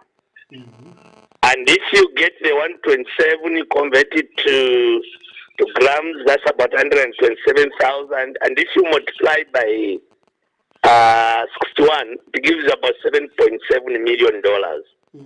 So already that declared amount to me is far less, even on open market. I'm sure that's where they will try to relate. Then the other thing is when you look at the circumstances leading to that, it doesn't add up. Yeah. It doesn't add up because for us to get any plane entering our airspace, there's always that clearance which is supposed to be done. Yeah. Then the other issue is for the minister to start doing the assessment and announcing himself. It's like, I don't know how I can put it. It's like where you discover, then you want to report and convict and convince people that this is what is obtaining. Yeah. I think that was wrong on part of council. I know he could have substituted maybe the real God with bluff. And true, like what the previous caller said, knowing very well the gravity of the case, what he should have done as a Minister of Mines, he should have also allowed cameras. When he took the gold from there to go and do the laboratory work, he should have carried the cameras. So that everyone is convinced that this is being tested from whatever was obtained on the plane. Going to come and tell us that no, this was there was copper. I know it should have been blast, some kind of. Yeah. I think that again, it was very wrong on his part. I think next time, or should I say, people just need to be very careful. Then taking out from the presidential address, in Zambia there are two things where we lack making follow-ups. It's like you end up buying time, banking on the fact that Zambians will forget. You know what I mean? Yeah. We've had a lot of scandals where we've been told, no, we'll get back to you. Let's start with the sewage light. Yes. Let's go back to the $100 million which some ministers was corrupted. Where are those issues? Because they have gone down the drain. So even this one, it's a question of time. From now onwards, 2 weeks from now, everyone will stop talking about it. So I'm sure if the head one is always given that priority of whatever details are there, I think he should have just come out and say, okay, this is the issue at hand. I think it smells a rat. The bottom line is it smells a rat, and somehow people are doing the cover-ups. And one way of doing the cover-ups is just to buy time. 2 weeks, 1 week from now, or forget about this scandal. Yeah, I think that was that is my contribution. Aside from dollars raised fundamental issues, where is the Sujilite scandal? We've forgotten about it. Where is the $100 million scandal at Ministry of Health, where you had even whistleblowers testify that the minister is involved? We've forgotten about it. Where is the $50 million scandal at Ministry of Agriculture? So will this multi-million-dollar gold scandal also fade away just like this? I think it's a question Mr. Said is asking from all of us. For people keep on asking how a plane is cleared, well, it's a comprehensive process. While I was ambassador in Ethiopia, I would clear planes, if the president is going to use, for example, pass through the airspace of Djibouti or Ethiopia, or if he's going through Kenya, then Kenya would clear en route. That's how it works. You have to file in these reports, and you have to get security clearance, and you have to get airspace clearance so that the authorities know that such a plane will be passing through. So even when planes are coming to Zambia, there's a similar rigid process. Here we were, even the information we had, solid information, the plane arrived on Sunday. On Sunday, with these 9 people, what happened in that period? The crime occurred on Monday. The story broke out on social media Monday afternoon. There's a gold scandal at the airport. Text and videos began to fly out. DEC came the following day, Tuesday, to come and tell us that no, they've raided the plane, they've done this, and they've allowed Ministry of Mines and the Geological Department to take and test this gold. Within 2 hours, the Minister of Mines came on the scene and said, we've done the test. This zinc, nickel, and copper. It's not even gold, and people should not be excited by saying even people ran away with $5 million. There's nothing here. He trivialized the issue. That matter deserves a dismissal. Was he trying to cover up? And I'm glad that Zambians in their numbers rose against the minister's statement. And you then saw 2 other ministers come to dispute what the minister had said, where they said, no, leave it to law enforcement agencies. So the clearance of the plane, our questions is, why was it parked at the VIP lounge at a presidential terminal? If you've been to Kenneth Kaunda International Airport, it's a brand new airport. It has, for the first time, a presidential pavilion. It's a kilometer away. It has its own apron, own VIP lounges. It's far away from the main airport. And if they took it there, who authorized? Because that requires various layers of authority. And if government says, no, it never went to the presidential pavilion, we want to akwalesa. Kenneth Kaunda International Airport, yalikuwa tama CCTV, tulangeni. Good evening. Please tell us your name and where you are calling us from. Good evening. Yes. I just want to add on also, my name is Mr. Pini. I just want also to add on to the previous caller. Yeah. Yeah, we lost Mr. Pini. Please call. You can call us on 0773 783 785 or 773 841 872.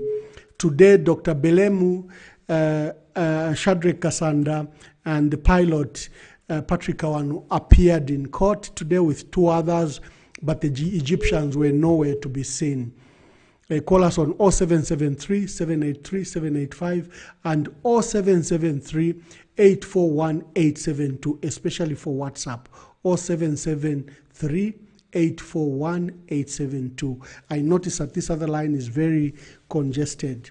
Dr. Belem, who appeared alongside Mr. Kasanda, is the executive, is the CEO of Mahogany Airline. You remember that airline, and they appeared in court today, but the case couldn't take off because the other accused persons, the 9 Egyptians, were not brought to court. So as soon as they appear in court, all of us will drop the matter, will no longer be specific about it because it will be sub judice.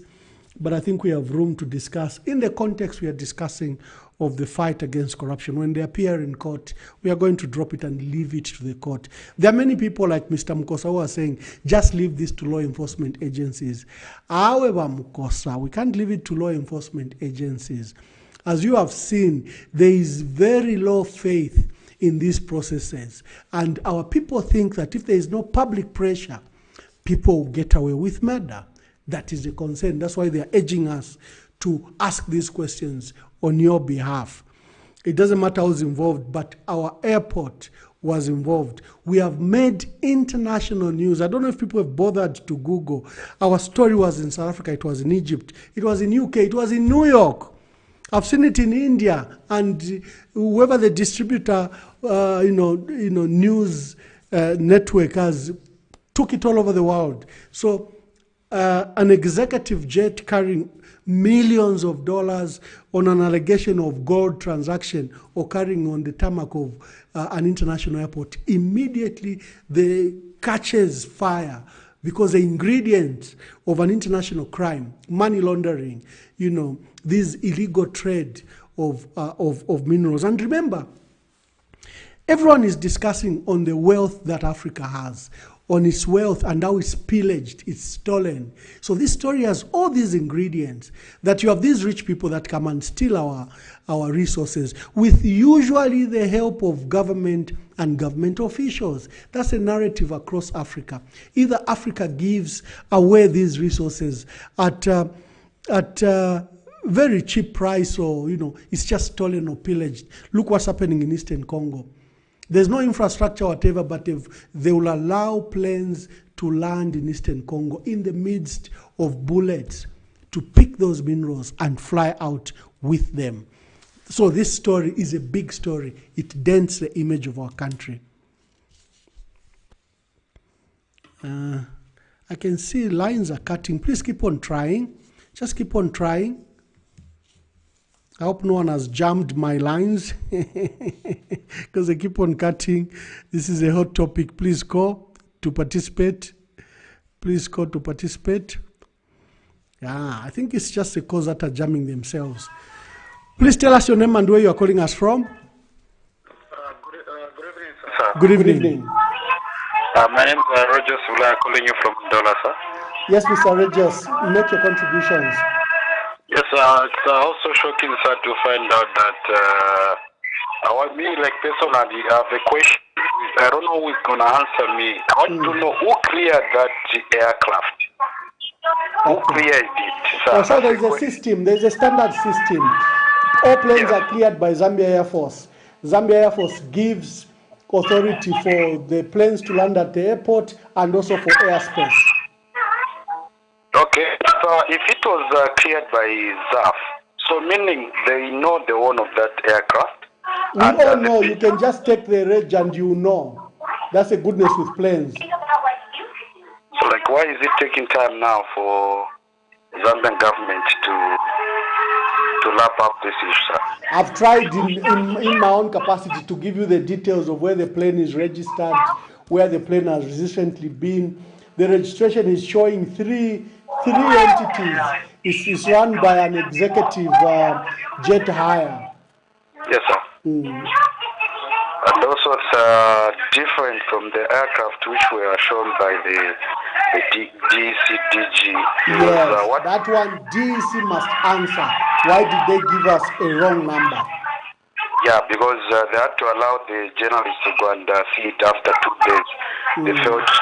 They thought to show it to Zambian citizens on the same day when the case was reported, sir. Yeah, true. No, thank you, Regis. Those are the same questions we are all asking. Thank you very much, Your Excellency. Thank you, I'm grateful. Thank you. Yeah, Regis is asking, the plane arrived on Sunday. We only knew about it on Tuesday when DC held the press conference. On Monday, social media was abuzz with this gold scandal. And you saw then the videos of money being counted. Those were by law enforcement agencies. They themselves leaking the story, and with social media, they became viral. Government was not transparent in the first place. It was social media pressure and all of us raising these issues that made them then come and give information to us. Kindly mute your device and make your contributions. Good evening. Your name, sir? My name is Mr. Piri. Mr. Piri, where are you calling from? I'm calling from Lusaka. Mr. Piri, make your contribution, sir. Yes, my contribution is like the way the plane came in. Yeah, I don't have much to say. I think the air traffic controller also is needed there by the court so that he can also explain how he handled that plane to land in Zambia. We need also that person to be appeared in court so that he can also testify to help. Okay. Where did he get the permission to make that plane to land in Zambia? Thank you. That's my contribution. For the plane, the way it's cleared, like I stated, there's a procedure. There's even a standard form that you fill in, and the Zambia Air Force clears it. Our questions emanated when transactions were allowed on the tarmac. And when we heard that, in fact, this plane was actually parked at a presidential pavilion, that's where our questions start. You cannot have illegal trade taking place on the tarmac of the airport. The airport is a secure area. You can't have any transactions. The duty is just to disembark, then you go and do your transactions either at a hotel or anywhere else. For such to happen at the airport, oh my, the level of clearance you need to bring someone that merchandise there, exchange hands at the airport, on the tarmac of the airport. This is where our questions are arising. Good evening, please tell us your name and where you're calling us from.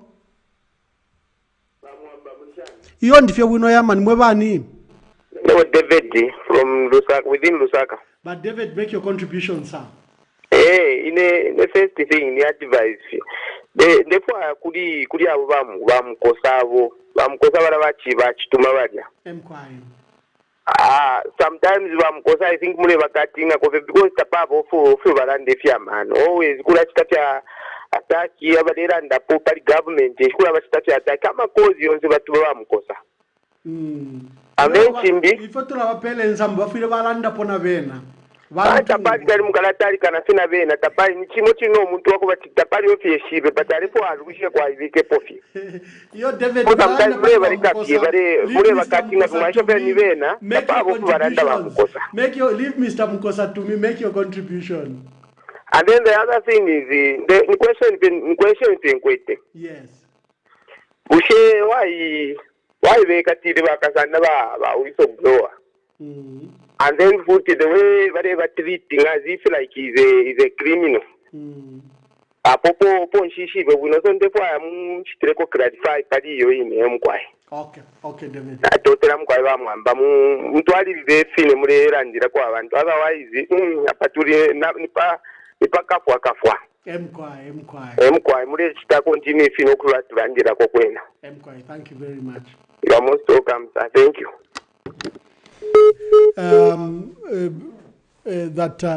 Mr. Shadrach Kasanda says is a whistleblower. I think with time it will establish. There are many times when,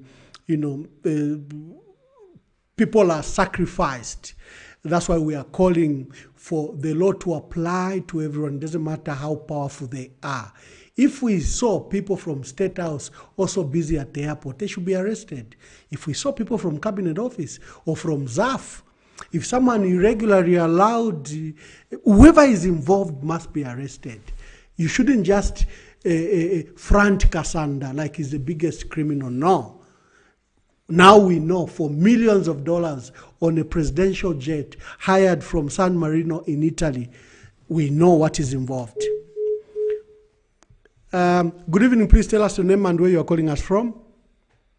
Hello, Mr. Mwamba. Good evening. Well, very well, sir. Where are you calling us from and your name? My name is Danny. I'm calling from the UK. Okay, Mr. Dan from the UK. Make your contributions, my brother. Yeah, the problem I have here is that I don't know who trained this law enforcement, because the way they acted like amateurs, to be honest. Yeah. In terms of the way they came out, and even when they gave the press conference, it's like they were not sure on what they were talking about. Right? So I think also personally, I think the main crime was committed at the airport. I think the people who are in control at the airport, they've got a lot of questions to answer. Because how can things just happen anyhow until someone, a whistleblower, just managed to appear on the social media? So I don't think that the people they've been picking up from outside, I'm not saying they are not, we can't say they haven't done anything wrong, but the main crime was done at the airport. Those people who are at the airport, they know what was going on, and then I think the massive investigation needs to be taking place at the airport, those that are at the airport. I think the people at the airport, you should give them some credit. I think they acted as whistleblower. Wouldn't have known if they were participating in the crime. Yeah. I'm not saying that they. Oh, you are saying to those in charge, huh? Yeah, I think those that are at the highest level, those are the ones that they need to answer a lot of questions. Yeah. Of course, the whistleblower, I don't think it was someone from the hierarchy. No, I think the whistleblower was, these junior workers at the airport. They're the ones who actually made this to be known everywhere. Yeah. But in terms of people who were knowing exactly what was going on at the airport, hierarchies, those are the people that needs to be answered, the question. Yeah. No, thank you, Danny, and thank you very much. No problem, sir. Thank you. Okay, Danny from UK says the people at the airport and the law enforcement agencies didn't handle this matter very well. I was disappointed with the Director General of DEC when he was mentioning the nationalities. He said there were 5 Egyptians, some Spanish, and another one from Latvia. Yeah. And he says, I don't even know if this is the country or where this country is situated. I laughed and said, Latvia, it's just next to Lithuania and Estonia on the Baltic Sea. He's a man that should know where each country is. At least he should have an idea. Good evening. Please tell us your name and where you are calling us from. Mr. Regan, Mwabombe Mkwai.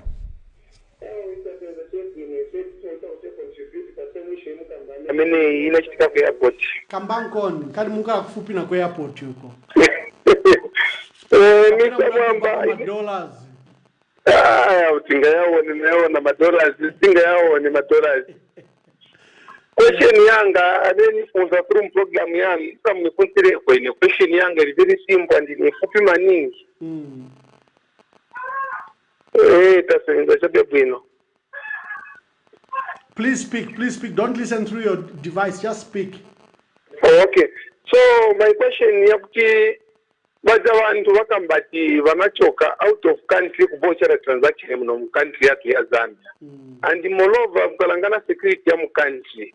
Mundu sanga choke out of country kubochera transaction muno without mpasa sigino nanga security ya is status ya muno mu country but security ilipa nanga titikise kubwanji ndiye question yanga ya mine Mr. Mwamba.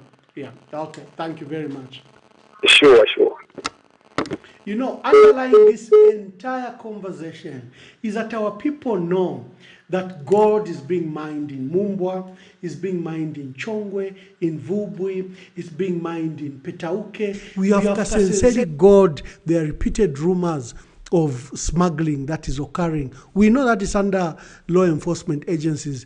The other month, even Zambia National Service personnel had to be dismissed because he was alleged to have, attempted to smuggle the gold from Kasenseli gold. This is what is underlying this entire debate, because our people know that gold is being dug up in our country, it's being processed. Where is it? Why doesn't government make this process legit? Good evening, please tell us your name and where you're calling us from. My name is Collins. I'm calling you from Kafue, Bamwamba. Thank you, Collins from Kafue. Make your contributions. Okwena, I also just want to add my voice to all these things. Yeah. The first thing I think that we need to establish, each kind of to establish that this is more of an organized crime. Yeah, yeah. It's crime at a high level, where people have done all the studying and they've planned and they've implemented as the plan. Because the landing of two planes at almost the same time, that means that this is high level. And there's a lot more involved with this. But like the previous scholars mentioned, the investigation should not just end with the people that have been arrested also. Yeah. The investigation should go broader. Because there are people that are involved in the airport in the there are people that are involved. They know the timings, the times the planes were checked, we are landing, we're touching ground there. Then Chimbi Pali comment on King Shadi. And I think, of course, what King Shadi is being, he's a whistleblower. At the same time, a whistleblower can be turned into a witness. At a later stage. Yes, at a later stage. Because it's also that normally when you report, you're walking on the street and you find a body of a dead person, you go to report to the police. The police would also want to know who is the suspect. The police are trying to find it. It is a piece of law. Yeah. You get to know landing. Yeah. Yeah. You get to know transaction in the airport. So you have information Thank you very much, Collins. Thank you very much. Collins has brought a good element of that this is an organized crime. It is. Because organized crime is usually transnational. There are many facets of the crime, and it's usually a high level because of the nature of the crime. Just like this particular crime, they taken out. Maybe that was the time they tested the God. Shirena minister, Balelanda, without a lab report at Yon Fi Zinc Tefi Gold. They had time, almost 12 hours before the actual crime began to occur. We need to ask all those questions. And by asking this is that we want answers. We don't want cover-up. We don't want those that are involved, that are close, to get away with it.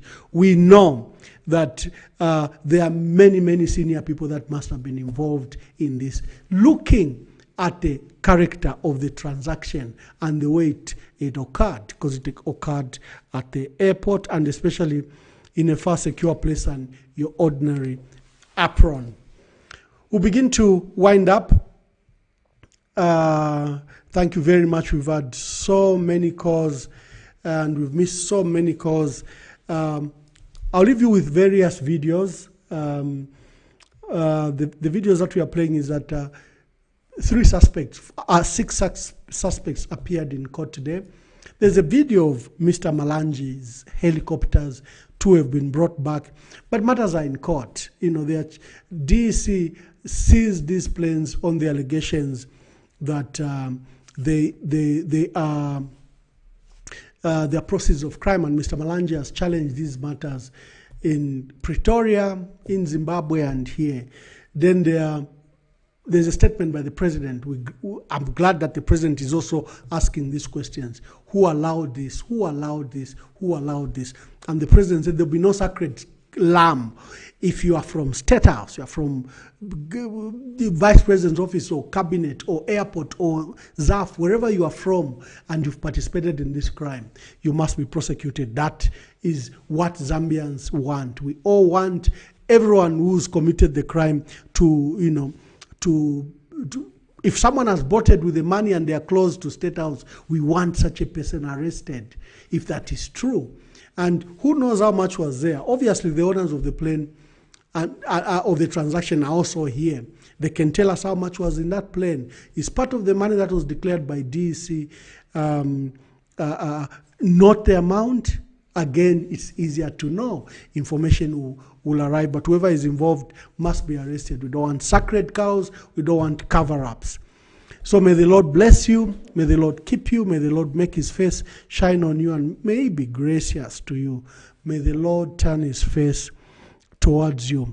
And good night, and God bless you. I'll leave you with all the videos that we started with. We'll play all of them, and then we end with a sick tune. See you on Monday. God bless you.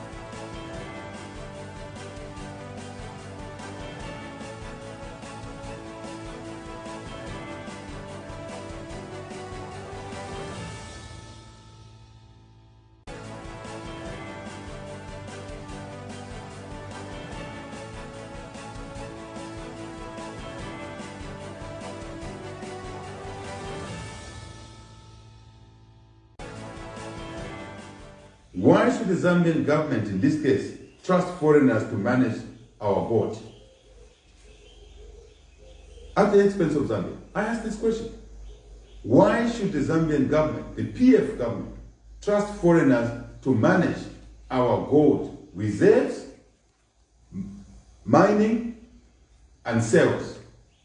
Because a small number of people in PF have an interest using foreigners. Our eyes are open. Our ears are open. There's no wax in the ears of Zambians anymore. Maybe before there was, not anymore. Amatwi tuleufa. Amenso tulemona. No more cheating. We want our gold to be managed by Zambians. With full disclosures at the mining level, license level, mining level, quantities, disclosure, transparency. When Bank of Zambia buys, whoever buys, we don't want middlemen under the UPND. Licenses will go to Zambians, support Zambians with finances and technology, mining methods, safe methods, provide common facilities such as the washers, separators, and then we should be able to have full accountability for our gold.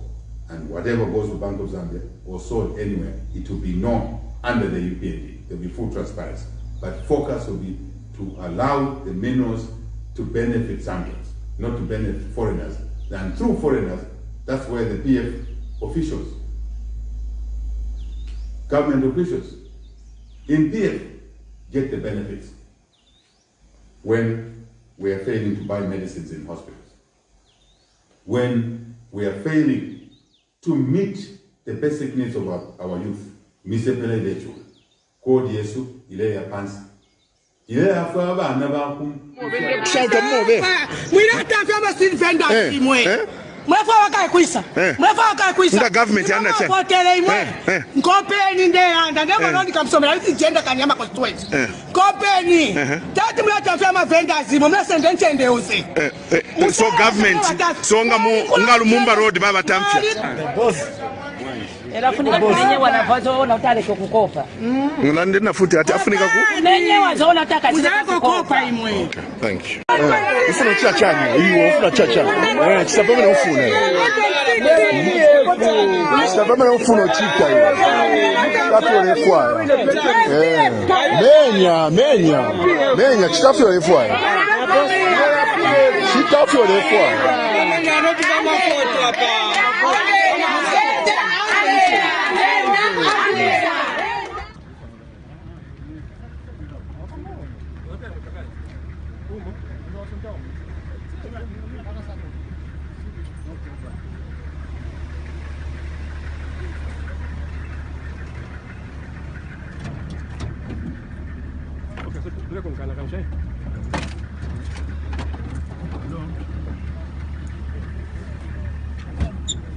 Oi, oi.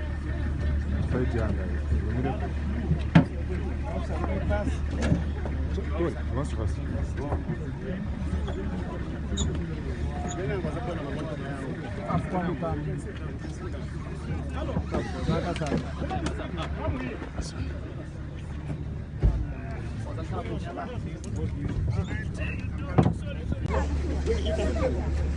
Estamos onde vive? Não, lá pensar. Isso aqui vai dar problema que tem de cara em paz.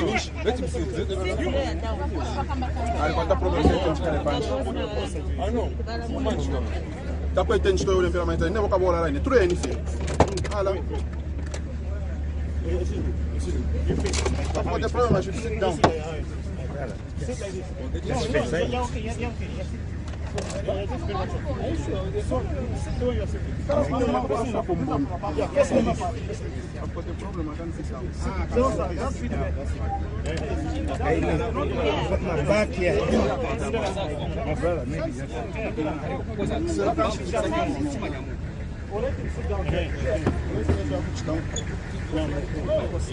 Quero ver lá, fica por isso.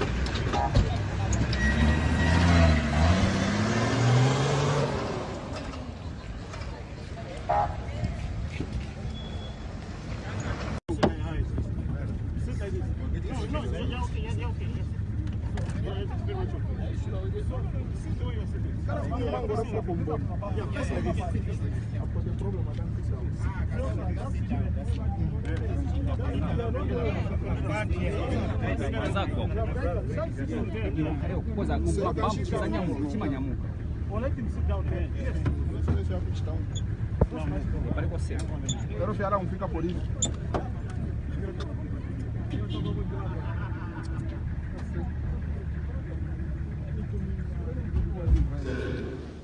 Everyone said it. Crime in Zambia takes a regional dimension and international dimension. It affects all of us. So I want to encourage law enforcement agencies, invoke those networks. If you are facing problems, talk to us, we'll talk to our colleagues there, you'll get the support. Do not be intimidated by the fact that someone is foreign, someone is powerful. I don't understand when people say, no. That individual is untouchable, is powerful. What does that mean? You are afraid? Are you compromised? If you are afraid, we will help you to gain courage. If you are compromised, we will remove you. It's as simple as that. But you have the machinery of government and the global community to help you fight crime. So there is no issue of cross-border. Someone has crossed the border. Where have they gone? Have they gone to heaven? Only where bodies we can reach. In today's world, only where bodies we can reach. Where a human being is will reach by a stroke of a phone call. So there's no hiding place. Crime does not pay. Corruption does not pay. Eventually you damage even your children and your great-grandchildren. The name will be damaged. No one will trust them to do business with them.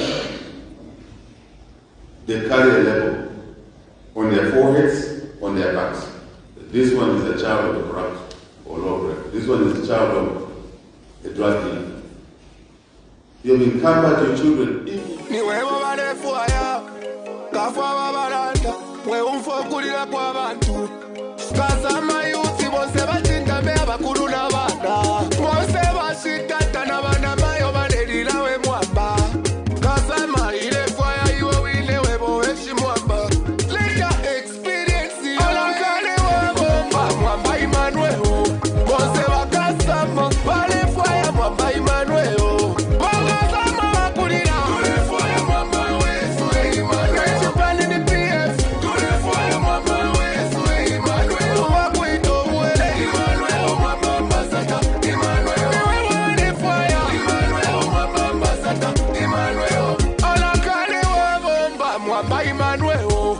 bose bakasama balefwaya mwamba Emmanuel bakasama bakulira tulefwaya mwamba weso Emmanuel chipane ni PF tulefwaya mwamba weso Emmanuel wakuita obwere Emmanuel mwamba ambassador Emmanuel tulefwaya Emmanuel mwamba ambassador Emmanuel bakasama bakulira